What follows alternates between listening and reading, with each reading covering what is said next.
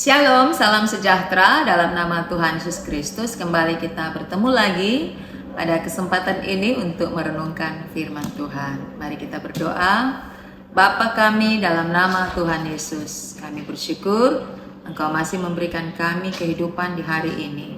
Di hari ini kami akan membaca dan merenungkan firman Tuhan.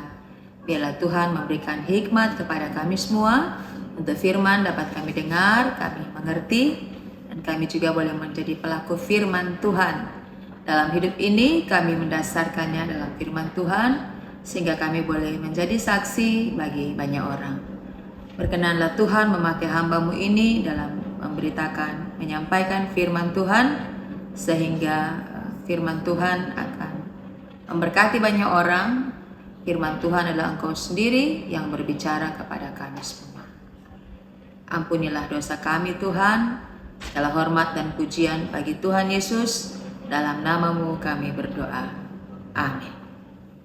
Bapak Ibu, kita kali ini akan membaca Alkitab dalam kitab Lukas pasal 10 ayat 25 sampai ayat 37. Lukas 10 ayat 25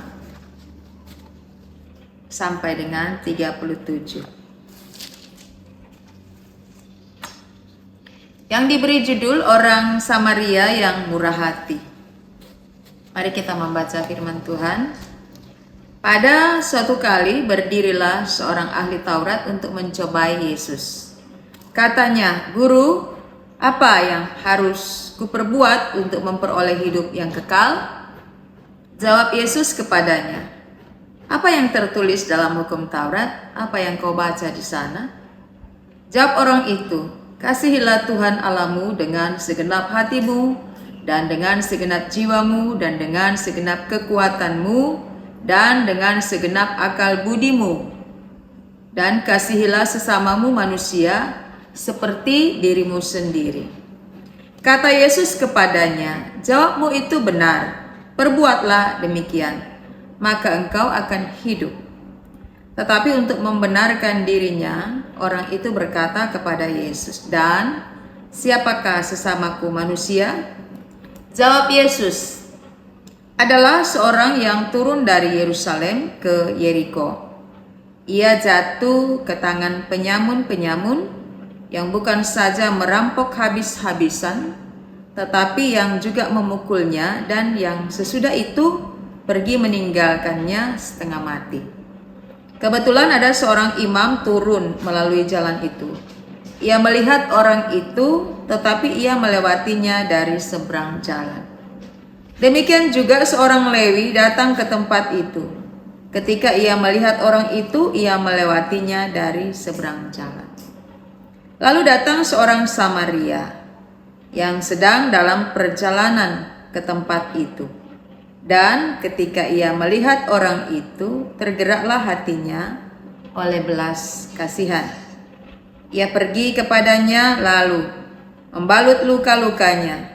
Sesudah ia menyiraminya dengan minyak dan anggur, kemudian ia menaikkan orang itu ke atas keledai tunggangannya sendiri, lalu membawanya ke tempat penginapan dan merawatnya. Keesokan harinya ia menyerahkan 2 dinar kepada pemilik penginapan itu. Katanya, "Rawatlah dia, dan jika kau belanjakan lebih dari ini, aku akan menggantinya waktu aku kembali." Siapakah di antara ketiga orang ini, menurut pendapatmu, adalah sesama manusia dari orang yang jatuh ke tangan penyamun itu? Jawab orang itu, "Orang yang telah menunjukkan belas kasihan kepadanya." Kata Yesus kepadanya, "Pergilah dan berbuatlah demikian." Bapak Ibu Saudara yang dikasihi Tuhan, tadi kita sudah membaca firman Tuhan dalam Lukas 10 ayat 25 sampai 37. Dan untuk tema minggu ini adalah wujudkan belas kasihan. Firman Tuhan dalam Alkitab diberi judul Orang Samaria yang Murah Hati. Tentu ketika kita mendengarkan judul ini, kita sudah langsung tahu bahwa ini adalah sebuah perumpamaan yang disampaikan Tuhan Yesus ketika mendapatkan pertanyaan demi pertanyaan dari ahli Taurat. Dan bacaan firman Tuhan ini mungkin saja sudah sangat akrab di telinga kita atau bahkan sudah berulang kali kita baca, dan pada kesempatan ini kita merenungkannya lagi sebab di dalamnya terdapat banyak pembelajaran untuk memberi pembelajaran dalam kehidupan kita sebagai orang Kristen tentunya. Dari ayat 25 atau ayat bagian awal, di situ dikatakan ada seorang ahli Taurat. Ahli Taurat ini namanya juga ahli. Berarti dia adalah seorang pakar tentang Taurat. Dia meneliti, mengajar, bahkan bisa mengadili berdasarkan Taurat. Jadi kerjaannya adalah meneliti, belajar tentang hukum Taurat. Ada satu kali dia bertanya kepada Tuhan Yesus dan menyebut Tuhan Yesus sebagai guru. Tetapi pertanyaan ini adalah bukan karena dia tidak tahu. Ketika kita membaca secara keseluruhan dari ayat 25 sampai ayat 37, ternyata bahwa dia benar-benar seorang ahli Taurat yang dia sudah tahu pertanyaannya dan dia sendiri yang memberi jawabannya. Tuhan Yesus hanya menggiringnya untuk memunculkan lagi apa yang ada pada hati dan pikirannya. Di ayat 25 dikatakan ahli Taurat ini datang kepada Yesus, tujuannya adalah untuk mencobai atau menguji kepada Yesus. Tentu menguji atau mencobai ini adalah untuk mencari-cari kesalahan dalam diri Yesus. Apa pertanyaan awalnya adalah, guru, apa yang harus aku lakukan untuk memperoleh hidup yang kekal? Dan dia menjawab, kasihilah Tuhan Allahmu. Tuhan Yesus bertanya, apa yang kau tahu dalam hukum Taurat? Dia menjawab, kasihilah Tuhan Allahmu, itu ayat 27, dengan segenap hatimu, segenap jiwamu, segenap kekuatanmu, segenap akal budimu, dan kasihilah sesamamu manusia. Mendengar jawaban ini kita mengerti inilah yang disebut hukum kasih yang diajarkan oleh Tuhan Yesus, merangkum seluruh hukum Taurat. Ahli Taurat ini tahu jawabannya. Lalu Tuhan Yesus bilang, benar, buatlah demikian. Tapi dia masih berlanjut bertanya lagi. Lalu siapakah yang dimaksud dengan sesamaku manusia? Dan siapakah sesamaku manusia? Nah, ini pertanyaan kedua. Nah, untuk itu Yesus menjawab dengan perumpamaan. Perumpamaan tentang orang Samaria yang murah hati. Maka dibacakan di sini di ayat 30. Disinilah dimulai tentang perumpamaan orang Samaria yang murah hati. Ada seorang yang turun dari Yerusalem ke Yeriko. Kemudian orang itu jatuh ke tangan penyamun. Penyamun ini merampoknya habis-habisan sampai ludes semua yang dia miliki. Kemudian dia memukulnya dan sesudah itu pergi meninggalkannya. Jadi orang ini dalam kondisi kehilangan semua harta bendanya, dia juga dipukul, sudah sekarat. Kondisi kritis. Kebetulan di tempat itu lewat imam. Seorang imam turun melalui jalan itu. Dia lihat orang yang dalam kondisi kritis ini, tapi dia lewat saja. Nah, imam adalah orang yang juga bertugas di Bait Allah untuk mempersembahkan korban dari umat Tuhan. Jadi dia bergaul di Bait Allah, orang yang tahu agama, berhubungan dengan Tuhan, dengan hal-hal rohani. Tapi dia lewat saja, tidak berbuat apa-apa. Orang kedua adalah orang Lewi, sama. Dia juga melihat, tapi lewat saja, tidak berbuat apa-apa. Orang Lewi ini adalah satu suku yang dikhususkan oleh Tuhan Allah untuk melayani di Bait Allah. Jadi sama, kehidupan kerohaniannya tahu, mengerti, dia mengenal Allah, melayani. Tapi ketika melihat orang yang dalam kondisi parah, dia diam saja, lewat saja. Orang ketiga adalah orang Samaria. Nah, orang Samaria adalah orang yang tidak disukai oleh orang Israel. Mereka adalah orang-orang yang dibenci, dikucilkan, dimusuhi mati-matian. Mengapa orang Samaria dimusuhi? Padahal mereka juga kan berdarah Israel. Mereka pegang hukum Taurat. Nah, ini penjelasannya. Sedikit penjelasannya. Orang-orang Yahudi menganggap orang-orang Samaria itu tidak berdarah Israel murni karena mereka adalah hasil pernikahan campuran antara orang Yahudi dan non-Yahudi. Dalam hal ini orang-orang Asyur.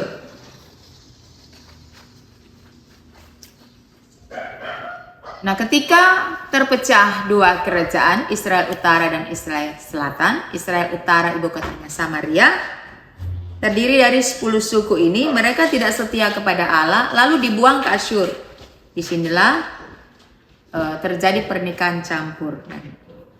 Orang-orang Samaria itu orang-orang Yahudi atau orang-orang Israel hasil pernikahan campur dengan bangsa Asyur.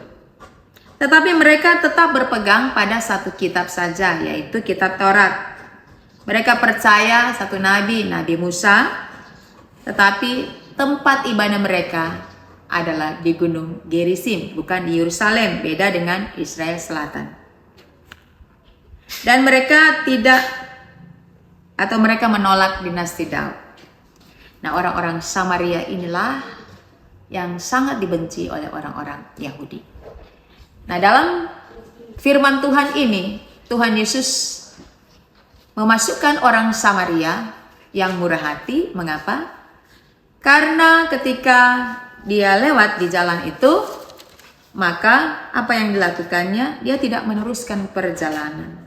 Di firman Tuhan ini menyebutkan bahwa pertama ketika ia melihat ada orang yang sekarat di situ, hatinya tergerak oleh belas kasihan. Kemudian tindakan selanjutnya adalah ia membalut luka-luka orang itu, meminyakinya dan memberi anggur. Menyiraminya dengan anggur. Kemudian dia menaikkan orang itu ke atas keledai tunggangannya, membawanya ke tempat penginapan, lalu kemudian merawatnya.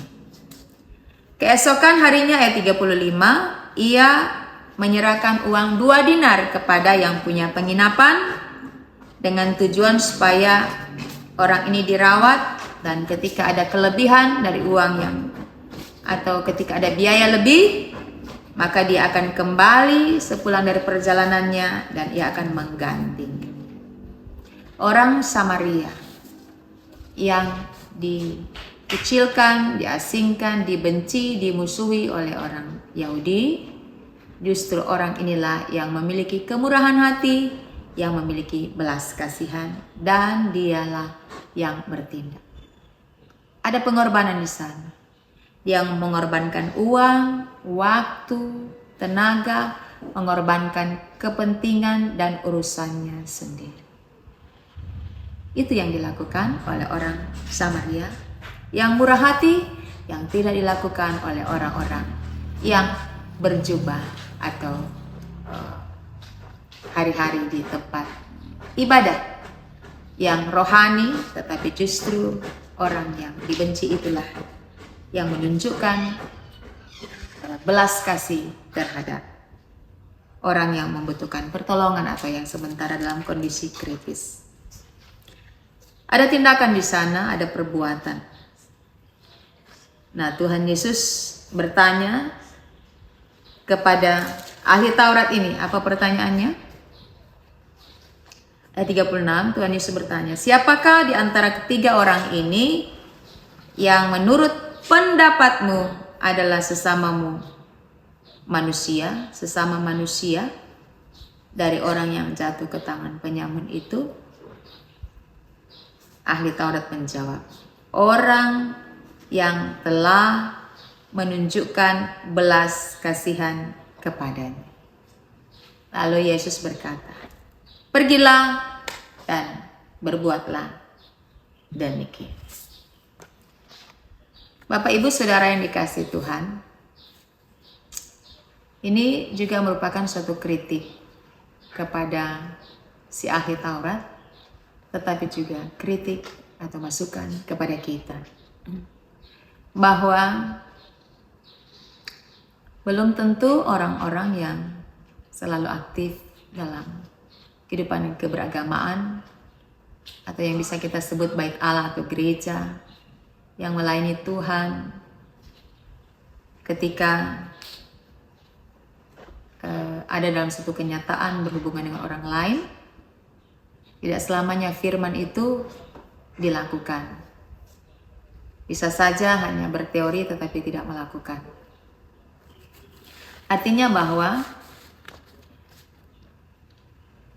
tidak selamanya orang-orang yang ada di bait Allah, di gereja, dalam persekutuan ibadah, yang aktif dengan Tuhan, tidak selamanya bisa kita ketemukan bahwa orang-orang itu juga bisa menunjukkan rasa kepeduliannya kepada orang lain. Artinya, bisa saja seorang itu hanya pandai berkata-kata atau tahu tentang firman Tuhan, Torah, Alkitab, tetapi tidak melakukan. Hanya mengerti secara pengetahuan, tetapi tidak melakukan, diwujudkan dalam tindakan.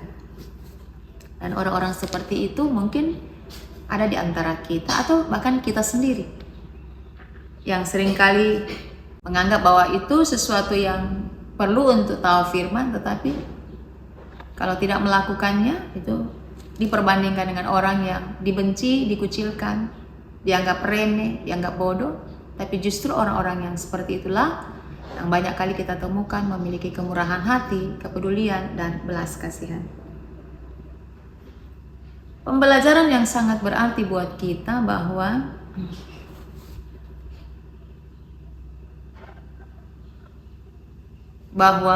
tidak menjamin bahwa seseorang yang secara rohani dia bertumbuh, tetapi secara kelakuan dan tindakan mungkin dia tidak mengalami pertumbuhan sesuai dengan kerohaniannya.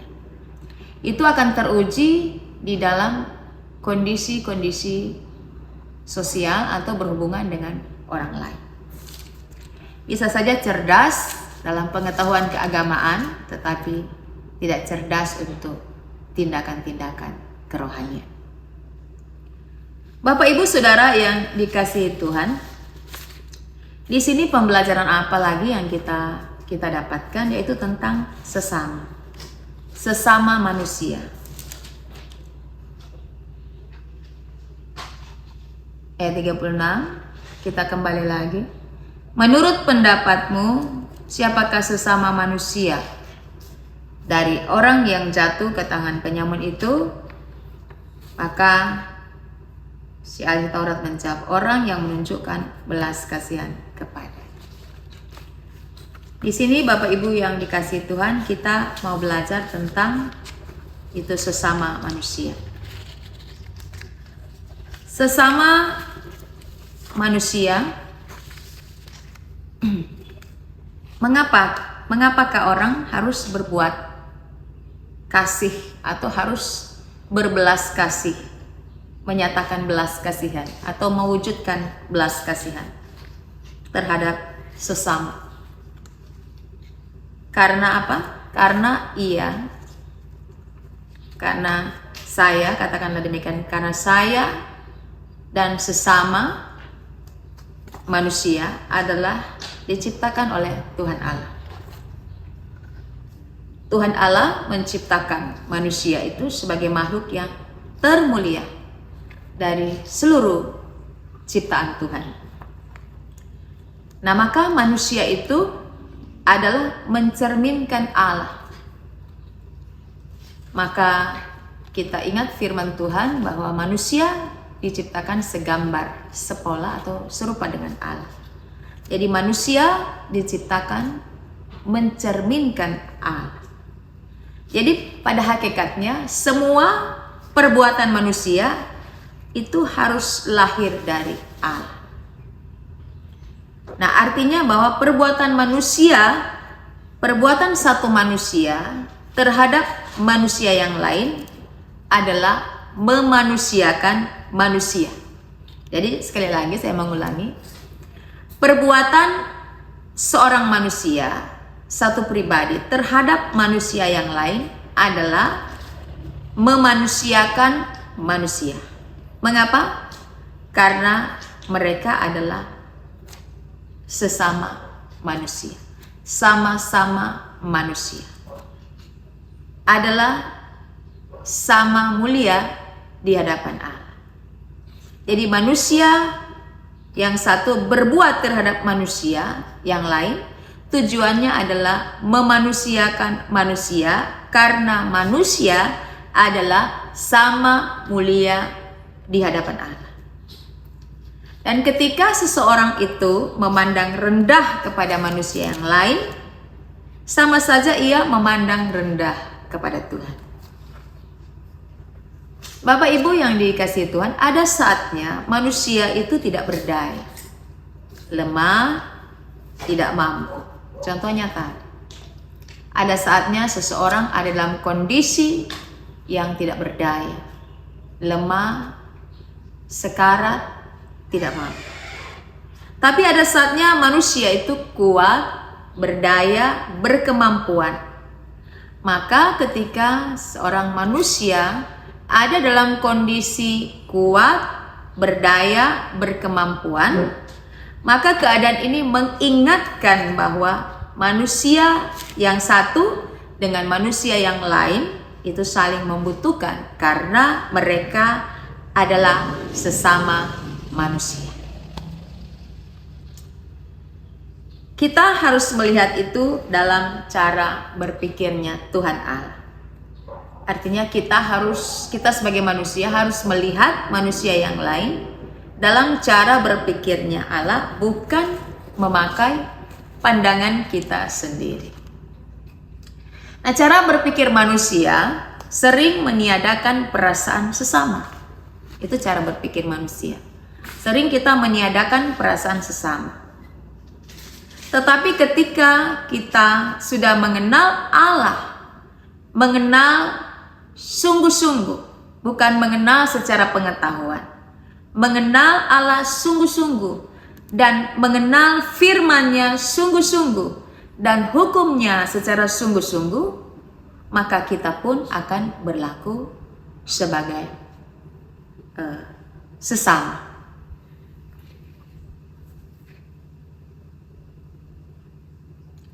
Tadi kita telah dicontohkan bahwa seorang yang disebut imam atau Lewi yang mengenal Allah dalam rutinitas, mengenal Allah dalam pengetahuan, tetapi mereka tidak memberlakukannya ketika bertemu dengan orang yang dalam kondisi perlu ditolong karena keadaannya, mereka tidak melakukan apa-apa. Padahal mereka mengenal Allah. Nah, itu yang dimaksudkan bahwa mereka mengenal Allah dalam atau hanya sebatas pengetahuan dan kepandaian dan teori.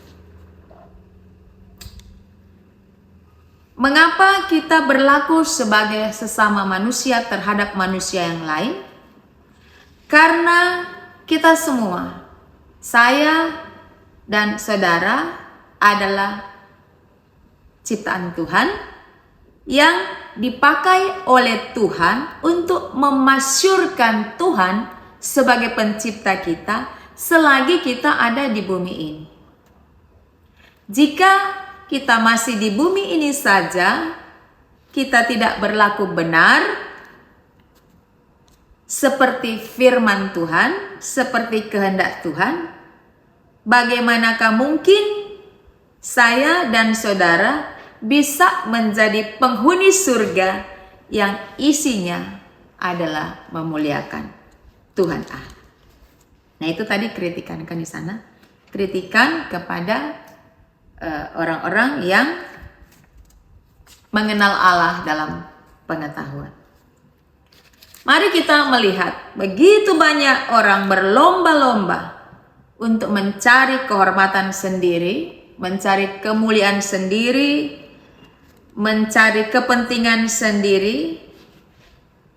Padahal di dalam dunia ini, manusia, kita, saya dan saudara, memiliki tugas yang kita terima dari Allah. Apa tugas yang kita terima dari Allah? Yaitu untuk memuliakan Tuhan Allah dengan berlaku sebagai manusia yang memanusiakan manusia. Yang benar adalah sebagaimana Allahmu itu, sebagaimana Allah kita itu benar, itulah juga yang harus kita lakukan, karena kita adalah gambar dari Allah. Jika Allah berlaku benar, maka kita pun sebagai gambarnya, sebagai ciptaannya yang termulia, berlaku benar. Dan ketika kita membaca kisah atau perumpamaan ini, maka apa yang dilakukan oleh orang Samaria yang murah hati, yang jatuh belas kasihannya, itulah yang dilakukan oleh Tuhan Yesus. Bukankah dalam pengajaran-pengajarannya ketika Tuhan Yesus ada dalam dunia ini, selalu di dalam Alkitab dicatat, maka Yesus jatuh oleh belas kasihan. Jatuh belas kasihan. Dan kemudian ia melakukan melakukan tindakan pertolongan kepada orang-orang yang membutuhkan. Adalah lebih baik berbuat daripada hanya mengetahui firman Tuhan. Yang mengetahui firman Tuhan banyak, tetapi tidak dibarengi dengan melakukannya. Maka ketika si ahli Taurat ini bilang, sesama manusia itu adalah orang yang telah menunjukkan belas kasihannya. Maka jawaban Tuhan Yesus di ayat 37 ini adalah, pergilah dan berbuatlah. Adalah lebih baik berbuat daripada sekedar mengetahui firman Tuhan lalu tidak melakukan apa-apa. Tuhan menegaskan, karena engkau sudah tahu sesama manusia itu yang mana, maka sekarang pergilah dan berbuatlah. Bisa kita sambung, dan engkau memperoleh hidup yang kekal. Sekali lagi, adalah lebih baik berbuat daripada engkau mengetahui firman Tuhan tetapi tidak melakukan apa-apa dan membatasi dirimu pada kepandaian. Kalau kepandaian itu hanya pada otak, pada pikiran, tetapi tidak berbuat. Artinya yang penting sudah tahu, sudah paham, sudah mengerti, sudah belajar firman Tuhan, cukup, tapi tidak berbuat. Maka firman Tuhan berkata, pergi dan berbuatlah. Memang penting untuk tahu firman Tuhan, belajar firman Tuhan, mengerti firman Tuhan, tetapi juga perlu untuk berbuat. Berbuat tujuannya adalah memuliakan nama Tuhan. Kalau cuma sekedar tahu firman Tuhan, menelaah firman Tuhan, mengerti firman Tuhan, di sana tidak memuliakan Tuhan. Tetapi ketika mengerti firman Tuhan dan berbuat, maka tujuannya adalah untuk memuliakan Tuhan. Memang penting kalau kita pandai, itu penting. Pandai secara pengetahuan, itu akan mendapatkan penghormatan dari manusia. Orang akan berkata, oh dia pandai, dia pintar, dia tahu segala sesuatu. Memang betul ketika kita pandai secara pengetahuan. Karena dengan itu seringkali kita cari penghormatan dari manusia, dapat penghormatan dari manusia. Tidak mungkin orang bodoh mendapatkan penghormatan dari manusia. Itulah sebabnya kita pandai, kita cerdas secara pengetahuan, karena seringkali kita mau mengejar penghormatan dari manusia. Tetapi ketika kita berbuat firman Tuhan, maka kita mendapat penghormatan dari Allah. Ialah firman Tuhan ini akan mengerti dan menghantar kita untuk menjadi orang-orang yang memahami firman Tuhan dan tahu melakukan firman Tuhan. Di sekeliling kita ada banyak orang-orang yang sedang dalam kondisi sekarat, sedang dalam kondisi bergumul, sedang dalam kondisi setengah mati, dalam kondisi membutuhkan pertolongan. Maka disitulah peran kita, disitulah ladang kita untuk memainkan peranan kita sebagai sesama manusia, tanpa memandang suku, tanpa memandang ras, tanpa memandang agama, tanpa memandang warna kulit, tanpa memandang jabatan, tanpa memandang apapun yang melekat pada diri orang itu. Maka Tuhan Yesus kembali berkata, pergi dan berbuatlah. Tema minggu ini adalah wujudkan belas kasihan. Kita mewujudkan belas kasihan karena kita mengerti firman Tuhan, lalu kita berbuat.